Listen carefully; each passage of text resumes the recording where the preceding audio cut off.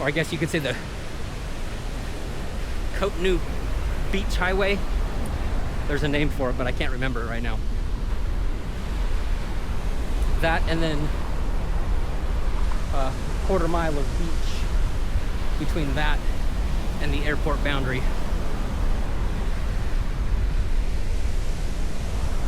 So yeah, we talked about a lot of stuff. Again, feel free, like I said, don't subscribe, but leave a comment. Was there a segment that I missed of a topic or an idea that you want to go into a little bit more? Is there someone that you would want to hear? Because again, this is the first one that I put together. I do have content that I'm currently going through the process of editing that my co-host Treaven, he'll make appearances.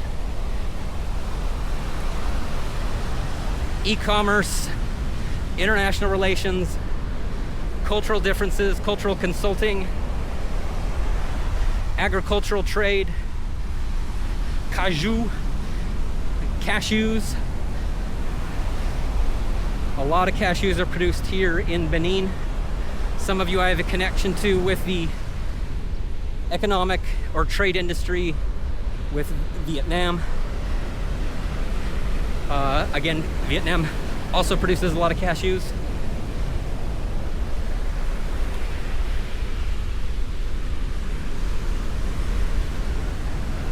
We mentioned the airport. We could talk about aviation, the aviation world, both commercial and passenger aircraft, but also there's a lot of other industries that use aircraft. There's another segment that I've worked in with drones, whether it's drones for media or it's drones to do analysis, inspections, and surveys in the oil and gas industry. I mean, there's a whole other segment. There's oil and gas here as well. Just like a lot of you that I've worked with in West Texas and up through New Mexico in oil and gas. Actually, some of you actually off the coast of Santa Barbara. There's an oil and gas industry in California as well. Agriculture, oil and gas, transportation, aviation, automobiles, cars. We get back into the petrochemical industry with cars. Tires, belts, and the refining of petrochemicals in order to make plastics. I mean, there's a litany, hundreds upon hundreds upon hundreds of various products, or construction materials specifically, that you can make millions upon millions of different products with. Drop shipping, I know a lot of us come from a drop shipping background and selling certain things. AI has been a super valuable tool for us in order to cut down the amount of time we have to actually be at the computer doing a lot of the manual stuff. AI definitely has been able to fast track a lot of that stuff for us.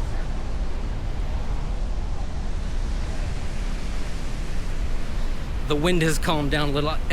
That's another thing, is I don't know how much wind noise is going to be on this.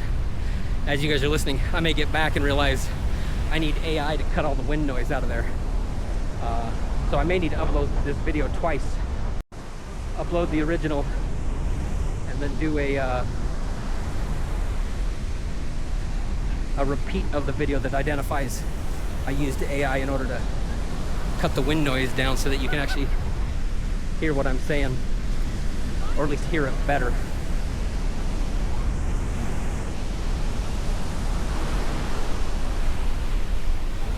I think another thing we can talk about, the hospitality industry, hotels, tours, because that definitely, the hospitality I see moving over into personal improvement as well. A lot of times it's hospitality in order to take a vacation or go on holiday. A lot of people are using that time to rest and relax, to rejuvenate themselves. A lot of people have been, at least in my experience, use that as an opportunity to do a little self-reflection. And it may be just to recharge, but I know there's quite a few of us who have used those vacations as a means to do self-improvement and to get better at what you do, how you do it, for whatever industry you're in. And a lot of times it's just to hear other people talk about the way that they're doing it. Because like a lot of us, we know, if you're still listening to me, there was something that was meaningful. Do I go back in and edit those teasers, put them at the front of this in order to hook you so that you will sit and listen to the entirety of this episode or this segment? Because if it's not, there was no interest. I wasn't interesting enough. I didn't have content that was value added. It may be something that you're like, yeah, this is all garbage. The value to me is lower than skipping it. And again, there's so much content out there. There's a really high likelihood that I'm just gonna get lost in the fog. The fog of media, the fog of social, and the fog of life. Most of us have actual work, and we can't get done and effectively earn what we need to live our lives by sitting and watching social media. Some people can. There may be some of you that are doing research for yourselves on social media. That's why you're watching this. There's so much of it. There's a good chance that you may have found this because AI found it and identified that, hey, this is a segment of something that the person that was teaching me or engineering those prompts, it found this. It found me talking. And now you're listening to it. And if you're listening to it, there's interest. And if there's interest, hopefully it's valuable. I know I've spent lots of money just simply on entertainment because it's valuable. It's almost guaranteed that entertainment's going to be in a social setting. So in public or with others. It may be fairly small. It may just be a couple, two people sharing time together. But again, we know that a lot of social settings, like going downtown, going to the mall, going to the drive-in, there's a whole other segment AI can latch into and talk about drive-in movie theaters.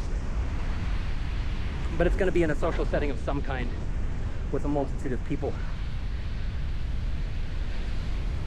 And ultimately, that's what makes social media so effective, is your reach is so, I don't want to say infinite, but you can reach just about anywhere in the world.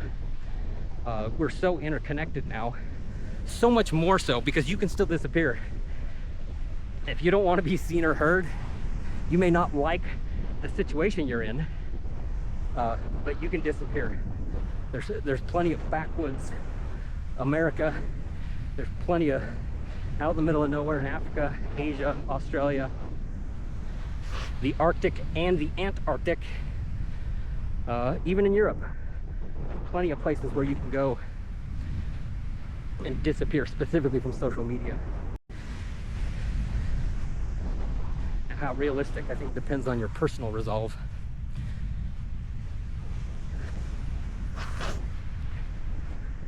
The sea spray got to me.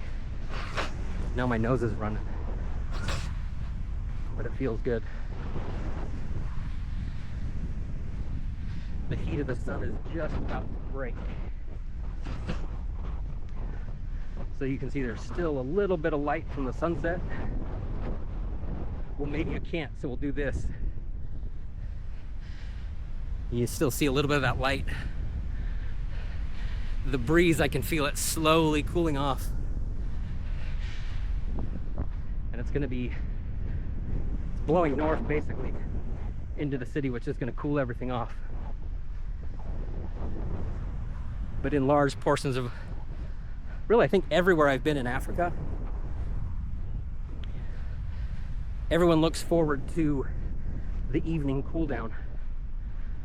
A lot of you that are listening are Americans, but there are going to be a lot of other acquaintances, friends, and colleagues that I have from Asia, Australia, I mean the continents literally that I just listed, and here in Africa and Europe, where air conditioning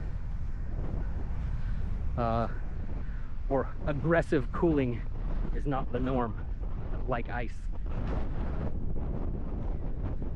So generally at night, everybody will stay up much later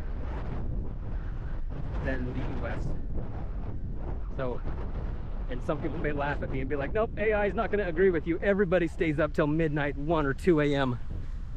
But most of the working folks in the US and Canada are generally up by 6 a.m. or 7 a.m., if not earlier than that.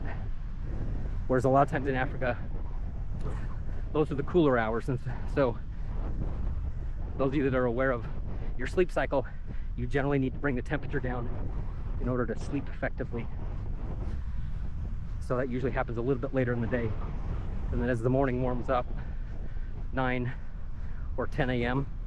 And again, a lot of Africans still get up earlier than that because they have to, but they use the passive environmental cooling to their benefit, as opposed to, like me, I grew up with evaporative cooling.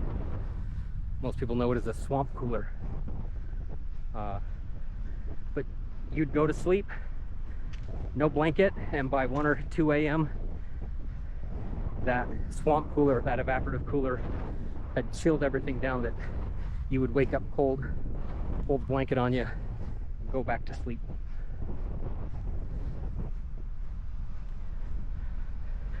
I guess if we really wanted to, we could let AI dissect the laws of thermodynamics. However that would be turned into a discussion. That's definitely, I know a lot of you would be like, wait, we're talking about the laws of thermodynamics. Unless it's comedic, I don't want to do anything with it.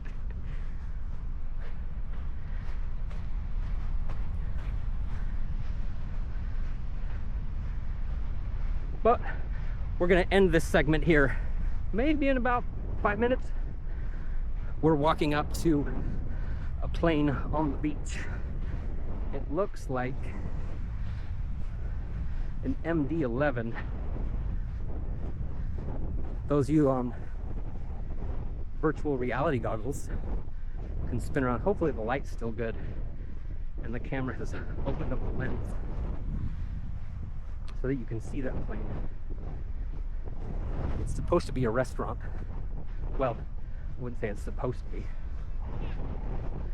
I believe that that was one of the intentions that I saw online, is it had been originally installed to be utilized as a restaurant there. Very difficult. I mean, we just talked about air conditioning, but those of you that know the greenhouse effect and how ridiculously hot an aircraft can get without a way to cool itself as it's just sitting in the sun.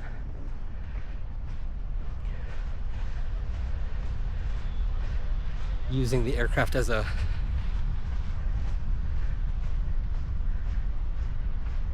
restaurant, or really any space to have humans occupy it, is not the best situation.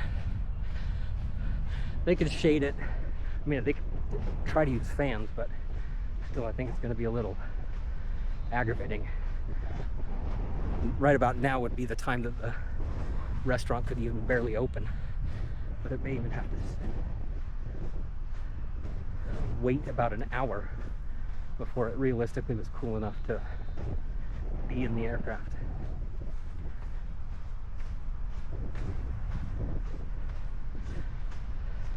I guess they could build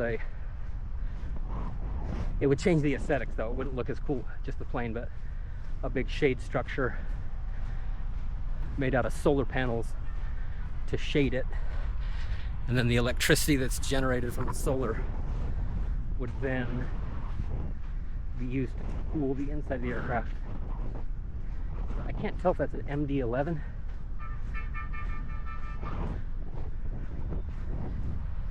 We'll let AI look at it. AI will be able to look at the video, hear what I mentioned. It'll probably template the true shape of the aircraft in the video, compare it to known shapes of MD-11s. It may even be able to look at it and say when it was manufactured within a couple years, or a specific year depending on the shapes. But I'm wondering if that's a Russian aircraft. I do not know.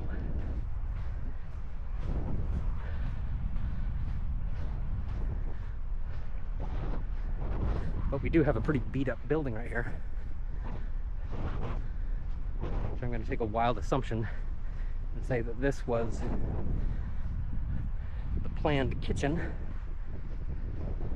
and then the dining room or dining rooms would have been in the aircraft.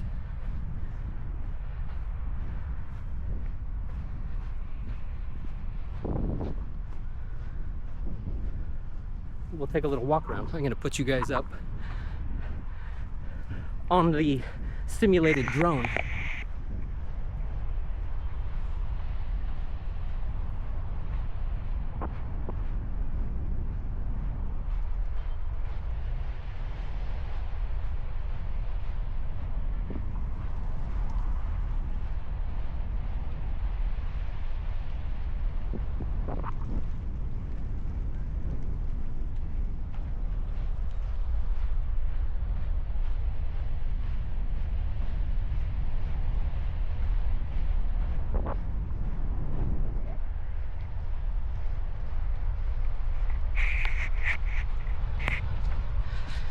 There it was, the plane.